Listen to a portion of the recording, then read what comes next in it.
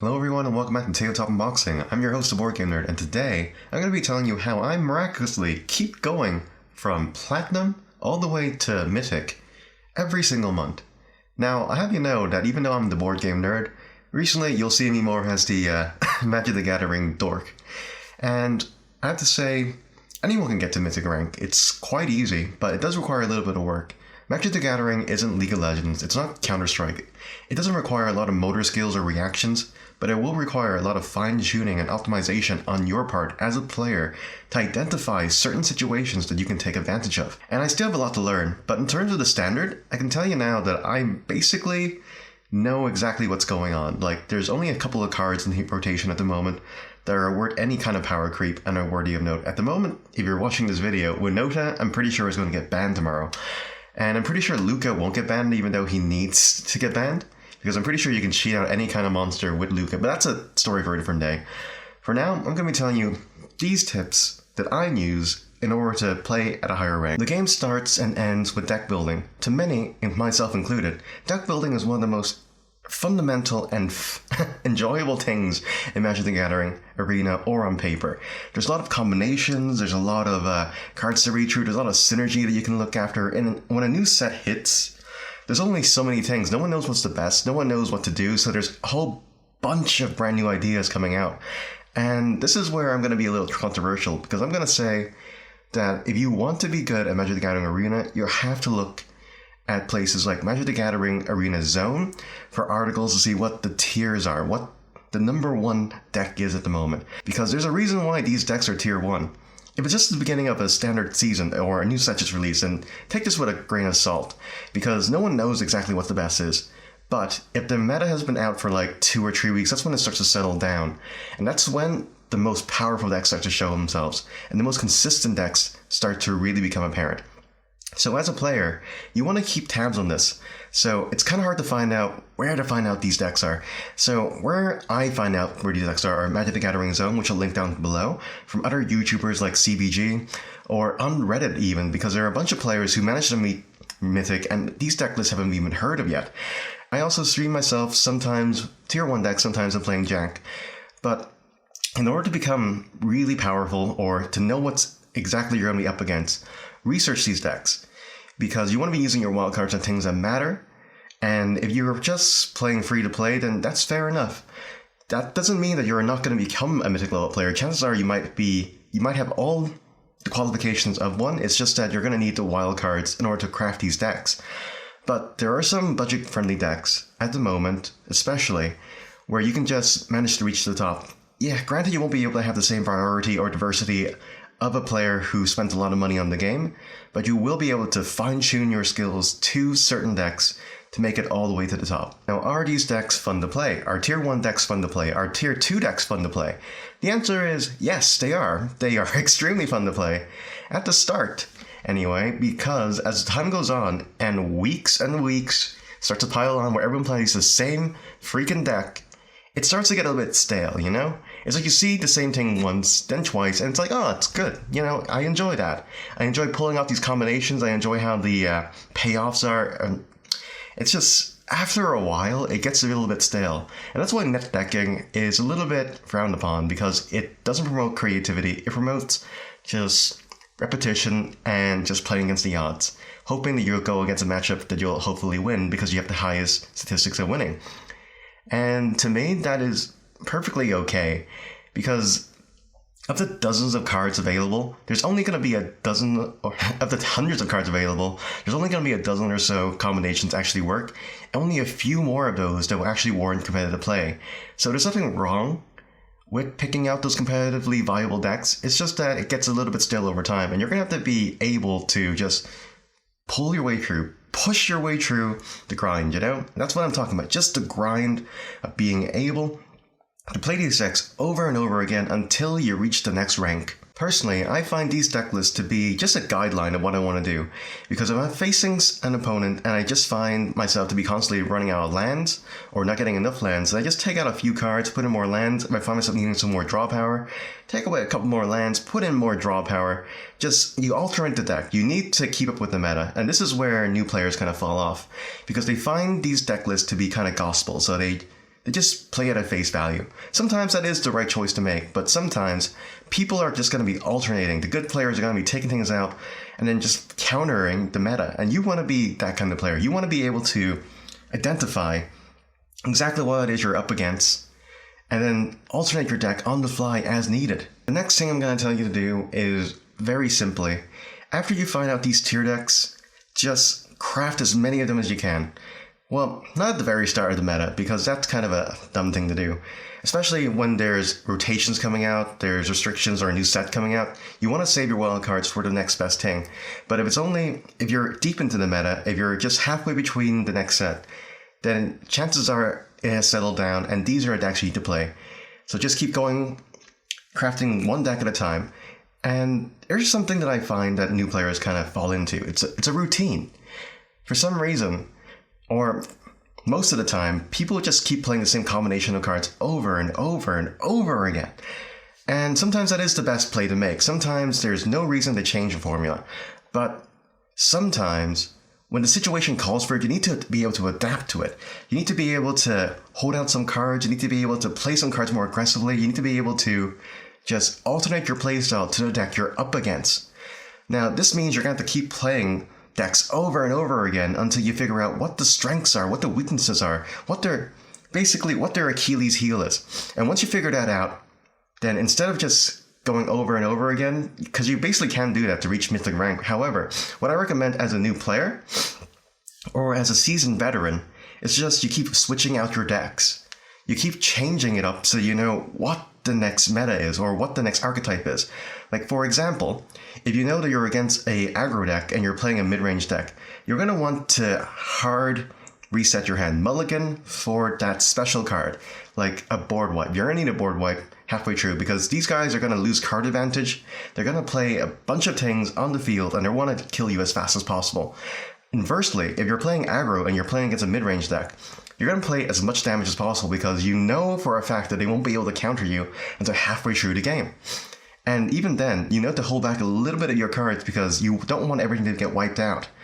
And chances are, by the time the late game reaches as an aggro deck, you've basically lost if you haven't been able to stop their engine. And as a mid-range deck, if you're not able to set up before they're able to kill you, then that's game over for you. And the only way to know how to play against these decks is to just play them yourself. You need to be able to just switch your mindset straight away. The moment you see that first land played, you need to know, okay, if he's playing a mountain, let's assume it's mono red aggro. If he's playing a dual colored land, let's assume he's playing some sort of archetype here. If you look at his companion slot, then you know, okay, it's Karuga. More or less, it's going to be a Fires of Invention. Now, the next tip that I'm going to give you is something I keep seeing new players do, which is they keep their initial hand. They don't mulligan. They don't even consider mulliganing. Sometimes I just see players just, well, there's my hand. It's all mine. And this is... it kind of sets you up for failure or success because the game starts in your hand. Now, not to say that card advantage isn't a thing. Card advantages will win you games. Sometimes it will win you games, but other times it's not really worth it. Sometimes it's worth it to just mulligan down to 5 because my saying is that a good hand of 5 cards is way better than 7 cards of crap or 7 cards of mediocre cards. Now, when should you mulligan? That entirely depends on your deck. I can't tell you for certain when the best time to mulligan is. If you look at your hand and you know your deck, if you're playing mid-range, like I said, if you're playing mid-range and you think you're against aggro, mulligan for that board wipe. If you see cards inside your hand that will let you draw cards, then think about it. You have 2 lands in hand. You'll be able to play 1 land, 2 land, and then you have 2 turns in order to draw more lands. If you have cards inside your hand that let you draw, then that's basically accelerating you by 4 turns that you can draw into land. It really depends on what you think your deck is best at. If you're playing an aggro deck, some aggro decks don't even need that many lands. If you see 7 cards in your hand, only 1 land, sometimes it's actually a viable strategy to just keep the 1 land because everything inside your deck only costs 1 or 2 mana. So even though you're not drawing lands, you're not ending your turn in dead turns. You're not doing nothing on your turns. If the opponent is doing nothing but playing lands during their turn, that means they wasted their lands. That means that's 2 turns or 3 mana that they wasted in those 2 turns that they're not able to do anything at all that you can take advantage of. So over time, even if they can theoretically play more costly cards that will pay off over time, you have the constant advantage. At the early game, you have the advantage as an aggro deck in order to circumvent their card advantage, to circumvent their mana advantage. Because at the end of the day, the amount of mana that they are able to cast isn't the amount of mana that they actually spent. So theoretically, you can actually outvalue them even though they have higher costing cards. Tip number 4 is counting cards. Now, Magic the Gathering is a game of statistics. Mentally, you have to be ready to count your opponent's cards and count your own cards to know exactly what you might have left in your deck and know exactly what they could have in their hand. Over time, this becomes second nature because if you play the decks more often, if you play the decks consistently, you'll know that, okay, this deck only has 3 copies of a certain card, this deck only has 4 copies of a certain card, this deck only has 1 copy of a certain card because it's so costly, so if I'm able to counter that, chances are I'll be able to cripple their entire strategy. Now, tip number 5 isn't like the other 4 tips. It's not something you can do while you're playing the game. It's something you can do outside the game that will make you a much better player. And I can guarantee you right now, this is the number 1 way to become an amazing player. And that is to watch other players play. Now, it doesn't matter what kind of players you watch. You watch bad players, you learn from their mistakes. You watch good players, you learn from how they think. Now, I recommend CGB. He's an amazing streamer who I personally follow because he is just, his thought process, his deck building, it's amazing. You can also watch some of my videos as well where I describe exactly what I'm doing, my thought process, and why I'm doing what I'm doing. And this way you'll be able to see, was that the best play to make? Was that thought process correct? And over time, you'll be able to figure out for yourself what you should be thinking while you're playing this particular deck. And the best thing about this is that you don't even have to waste wildcards because they craft it all for you. Let these people, let me, spend the money for you so that you can learn from my mistakes or my antics. And something I like to do while watching these videos is watching them at 1.5 speed because I'm going to be learning at the same speed. I'm going to be learning from all these plays. Sometimes I think the animations are a bit slow, sometimes I think I'm talking a bit slow, or maybe I just want to plow through a video as fast as possible. You can watch a video and learn so much more than you would from trial and error by yourself. I would say, I wouldn't even stretch it to say that if you were to play a game or play a deck for 2 weeks, you would learn more from playing that particular deck from a pro player from maybe 4 or 5 videos or maybe 4 or 5 matches than you would by yourself by trial and error. Not only are you playing a deck that you have no idea what you're doing, you're going to go into a routine, and you don't want to do that because I said before, go into a routine, you're not opening yourself up to finding out the Achilles heel, you're not adapting to situations, you're not reacting. And here's the thing, most of the time, for me especially, I'll be playing maybe 4 hours of games, and of those 4 hours, maybe only like 4 or 5 matches I'll be putting in that video. Why? Because it's those matches that you want to learn from. I think these are the matches that I used the most thought process, even though I didn't win. These are the matches where I think that the counterplays could be at, what you should be thinking about when you're in a bad matchup, how best to adapt to the situation to make the best of a bad situation, you know? Now I'm going to list 3 more things that people kind of forget about when they're first starting the game, but they're not really worth having a lot of conversation about. So I'm just going to do it really quickly. 1, your life is a resource. Don't forget that. Just because someone's attacking you doesn't necessarily mean that you are losing the game. You only lose when the marker reaches 0. That's the only time you lose. If you're able to take some damage in order to protect some creatures, or maybe you don't want to block with anything. Maybe you want to just, maybe they have some mana open and you don't want to risk losing your creature. Perfectly fine to let them hit you. If they hit you, that's grand. They don't have any blockers. They're trading resources for your resources. They're trading an attack spot for your life. 2, you don't always have to do something on your turn. Think about it. Maybe you're scared they have a counter card in their hand. Maybe you're scared they're playing something else in their hand. Chances are, it's a big game of chicken. If you play your card, and it costs a lot of mana, you want to make sure that it gets played. You don't want to risk losing that card. And number 3 is to take your time. Now, I'm not promoting roping. Roping is one of the worst things ever, and if you do it, you should be ashamed of yourself and go to a corner.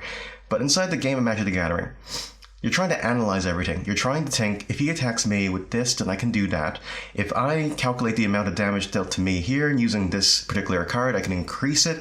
And it's just a big calculation game as well, because then you're thinking, oh, he already played 2 of that particular card to boost up his creatures while attacking. He has 2 more left. So if I calculate the amount of damage dealt to me, and sometimes there's a lot of thought process there, and it's perfectly okay to just stop, think, And look, there is no need for you to make a play straight away. There's no need for you to be pressured by that little rope going down. Now, lastly guys, and I know this is cliche, but don't forget, this is just a game. For example, this month, I was 1 win away from becoming Mythic. I was Diamond 1 win away. And then I lost 6 matches in a row, and sometimes that messes up with your head. And you just have to remember to just get up from the computer, maybe take a walk, do something else. It's a game. You don't have to become Mythic this month. There's literally no reason to become Mythic. Are you trying to become the top 1,200 players? Then fair enough, that is the reason why you should do it.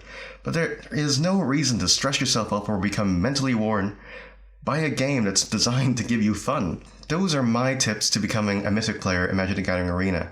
I am by no means the penultimate player or someone who's able to give you sage advice, but these are the tips that helped me go from all the way from silver to my current ranking. So if you enjoyed this video and you think it will help you, please be sure to like and comment below what you thought about it. If you want to watch more Board Game Nerd content, be sure to subscribe because until next time everyone, I'll see you later.